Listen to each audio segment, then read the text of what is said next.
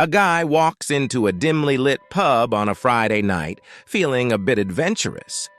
He spots a stunning woman sitting alone at the bar, nursing a drink. Summoning his courage, he approaches her with a confident smile and asks, "May I buy you a drink?" She looks him up and down, clearly unimpressed but with a trace of curiosity, and replies, "Sure, but it won't do you any good." Unfazed, he orders her a drink, and they chat for a while. Trying to keep the conversation going, he asks, "May I get you another drink?" She raises an eyebrow, smirking slightly, and says, "Okay, but it still won't do you any good." As the evening goes on, they continue talking. Despite her initial aloofness, they seem to be having a good time. Eventually, feeling bold and wanting to get to know her better, he asks, "Would you like to come up to my apartment for a nightcap?" She gives him a long, scrutinizing look, then shrugs and replies, "Sure, but it won't do you any good." They head to his apartment, where he pours them both a drink. As they sit on the couch, he looks at her with genuine admiration and says, "You know, you are the most beautiful woman I've ever seen. I want you to be my wife." She pauses, looking genuinely surprised for the first time all night. Then with a wry smile, she says, "Oh, that's different." "Send her in." 1. As a young and eager adventurer, I traveled to the Himalayas, captivated by tales of a breathtaking hike that led to a wise master who lived in a hidden cave. The journey was as stunning as it was grueling, filled with steep climbs and rugged paths. After what felt like days, I finally reached the cave and found a frail old man with a flowing beard and a handmade cane. I waved and he gestured for me to approach. "I am the wise master," he said, with a cryptic smile. "If you ask me for my wisdom, I will hit you with this stick. If you do not ask me for my wisdom, I will hit you with this stick." I stood there, puzzled, trying to make sense of his strange words. After a moment, I decided, "Well, wise master, I've come all this way, and since I'm going to get hit either way, I might as well hear your wisdom." The wise master nodded, raised his stick, and delivered a sharp whack to my head. "The answer is to take the stick away, idiot," he said. "That is my wisdom. Go away." 2. An American decides to enjoy his vacation in London. Being a passionate rower, he excitedly rents a boat for a serene day of rowing on the Thames. After a while, the gentle sway of the boat and the soothing warmth of the sun lull him into a deep nap. He leans back, eyes closed, feeling utterly content as the boat drifts off course. When he wakes up, he's horrified to see that his oars have fallen out of the boat and are now nowhere in sight. Panicking, he bolts upright, scanning the river in a frenzy. In the distance, he spots another boat steadily gliding upriver. A man is rowing with 2 women, sitting calmly, enjoying the ride. The American's heart leaps with relief. Jumping to his feet, he waves his arms wildly and shouts, "Hey, over here, I need help!" The man rowing the boat, a dignified Brit, notices the commotion and slowly stands up in his own boat, squinting at the American. The American yells across the water, "Can I borrow one of your oars?" The Brit looks back at him, bewildered for a moment, then shouts back with a thick accent, "Them's not oars! Them's me sisters." 3. An old lady, bent with age but still moving with determination, shuffles along the sidewalk, gripping her cane for support. As she nears the bus stop, she's singing loudly, her voice scratchy, yet filled with spirit. 21 today, 21 today. At the bus stop stands a young man, earbuds loosely hanging around his neck, mindlessly scrolling on his phone. He looks up, startled by the sudden burst of singing, and notices the old woman approaching. He chuckles, shaking his head, finding it oddly entertaining. 21 today? He scoffs inwardly, amused by the absurdity of the scene. Unable to resist the urge to mock, the young man decides to poke fun. He shouts with a smirk, dripping with sarcasm, "You're not 21, you crazy old bat! You gotta be like 121. The old lady stops abruptly. Her singing cuts off mid-verse. Without missing a beat, she clutches her cane with both hands, raises it high, and delivers a sharp smack right on top of the young man's head. She glares at him, eyes blazing with a silent challenge. But he's too preoccupied rubbing his aching head, his swagger completely gone. Satisfied, she turns away, unfazed, and resumes her journey, picking up right where she left off. 22 today, 22 today. 4. Teacher: if I handed you 2 cats, then another 2 cats, and yet another 2, how many would you have? Johnny: 7. Teacher sighs and tries again. No, pay attention. If I gave you 2 cats, then another 2 cats, and another 2, how many would you have? Johnny: 7. Teacher, rubbing temples: all right, let me try a different approach. If I gave you 2 apples, then another 2 apples, and another 2, how many would you have? Johnny: 6. Teacher, smiling, thinking he's got it now. Exactly. Now, if I gave you 2 cats, then another 2 cats, and another 2, how many would you have? Johnny: 7. Teacher, frustrated: Johnny, where on earth are you getting 7 from? Johnny: because I already have a freaking cat at home. 5. A duck walks into a store and asks the cashier, "Do you have any grapes?"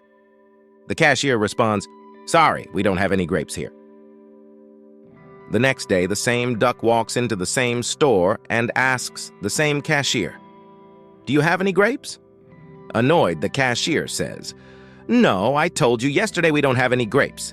And if you come back asking for grapes again, I'll nail your beak to the floor." The following day, the duck returns to the store and cautiously asks the cashier, "Do you have any nails?" The cashier replies, "No, why would we have nails?" The duck then asks, "Do you have any grapes?" 6.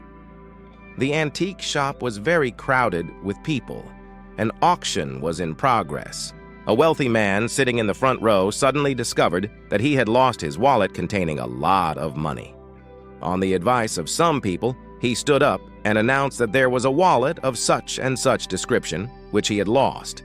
He added that he would give $50 to anybody who gives him that wallet. From the back of the hall, a man immediately stood up and shouted, "I'll give $100 for this wallet." 7. A man has been relentlessly hunting for a job for months, enduring countless interviews. Despite feeling confident after each one, he hasn't landed a single job offer. Determined yet increasingly discouraged, he gears up for another interview, hoping this time will finally end his streak of bad luck. He arrives at the office on time and takes a seat across from the interviewer, a stern woman with sharp glasses and a clipboard.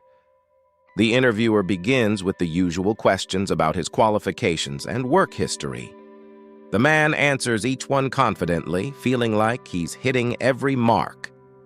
The interviewer, seemingly impressed, leans in closer and asks, "What would you say is your greatest weakness?" The man pauses, choosing his words thoughtfully. With a deep breath, he responds, "Honesty. I'm brutally honest with everyone. I just can't be anything but completely truthful with every person I encounter." The interviewer raises an eyebrow, intrigued but confused. "I don't quite see how honesty could be a weakness. In fact, I would say honesty is a commendable strength." The man thinks for a split second and then replies, "Well, actually, I don't give a demint what you think." 8. A boy was asked by his teacher to come up with 3 good quotes for class. Confused about where to start, he went home to ask his family for help. First, he asked his mother, who was busy sorting bills. Without missing a beat, she said, "A fool and his money are soon parted." He then asked his father, who was tinkering with tools in the garage. His father looked up and said, "Ask, and you shall receive." Finally, the boy asked his grandfather, a proud veteran who was polishing his medals. The grandfather, with a serious tone, replied, "Where the battle rages, there the loyalty of the soldier is proved." The next day, the boy returned to school, where he coincidentally got assigned to help with a bake sale. As his teacher walked by, he saw an opportunity to share his quotes. The teacher, in a good mood, bought a cupcake. Seizing his moment, the boy said, "A fool and his money are soon parted." Outraged, the teacher scowled and snapped, "That's disrespectful. I ought to send you straight to the principal's office." The boy calmly responded, "Ask and you shall receive." Now furious, the teacher dragged him to the principal's office. There, the principal sternly warned, "If you don't change your behavior, you will be in serious trouble." The boy, unfazed, looked at him and confidently replied, "Where the battle rages, there the loyalty of the soldier is tested." A guy's dining alone in a fancy restaurant, and there's a stunning redhead seated at the next table. He's been sneaking glances at her ever since he walked in, but he can't muster up the courage to strike up a conversation. Suddenly, she sneezes, and to his shock, her glass eye flies out of its socket, soaring straight toward him. With quick reflexes, he catches it midair and gently hands it back to her. The redhead turns bright red, utterly embarrassed. "Oh my goodness, I'm so sorry," she exclaims, carefully popping her eye back in. "Please let me buy your dinner to make it up to you." Grateful, he accepts, and they end up sharing a table, enjoying a delightful meal together. After dinner, they head to the theater, followed by drinks at a cozy bar. They talk, laugh, and connect on a deeper level as she shares her innermost dreams, and he opens up about his own. She listens intently, hanging on every word. After a wonderful night, she covers all the expenses and then asks, "Would you like to come over to my place for a nightcap?" He eagerly agrees, and they head back to her place. He ends up staying the night. The next morning, she surprises him with a gourmet breakfast, complete with all the trimmings. The guy is blown away by how perfect the evening and morning have been. He looks at her, marveling at his luck, and says, "You know, you are truly the perfect woman. Are you always this kind to every guy you meet?" She smiles playfully and replies, "No, you just happened to catch my eye." 10. 3 guys are sitting around a table, bragging about their unique qualities. The first guy leans forward confidently and says, "You know what? I'm fast. In fact, I think I'm so fast, I might just be the fastest man on Earth." His buddies, eager to test his claim, time him sprinting, snap a picture, and send it off to the Guinness Book of World Records. The second guy, not to be outdone, chimes in, "Well, I'm tall, and not just tall. I'm so tall, I might be the tallest man alive." His friends grab a measuring tape, get his height, take a photo, and send it in to the Guinness Book of World Records. Then the third guy, with a sheepish look, admits, "You know, I've got a really small so small, in fact, I think it might be the smallest in the world." His buddies try not to laugh as they measure, take a picture, and submit it to the Guinness Book of World Records. A few weeks later, they get their results in the mail and excitedly gather to open them. The first guy tears open his letter, grinning from ear to ear. "I did it!" he shouts. "I'm officially the fastest guy in the world." The second guy opens his letter, towering over the others. "I did it!" he exclaims. "I'm the tallest guy in the world!" The third guy opens his letter and shouts angrily, "Who the it is? Insert your mate's name here." 11.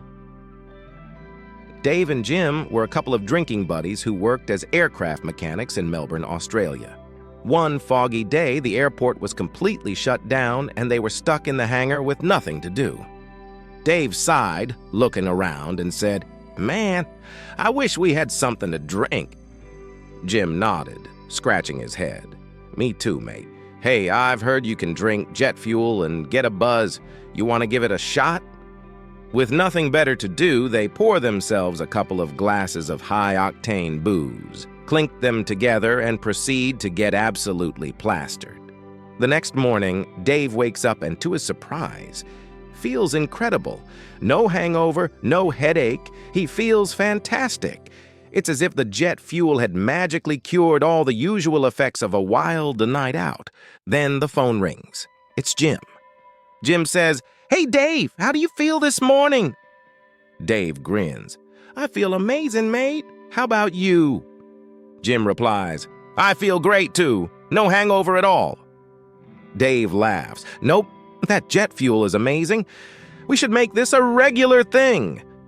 Jim pauses for a second. "Yeah, but there's just one thing." "What's that?" Dave asks, curious. "Have you farted yet?" "No. Why?" "Well, don't, because I'm calling you from New Zealand.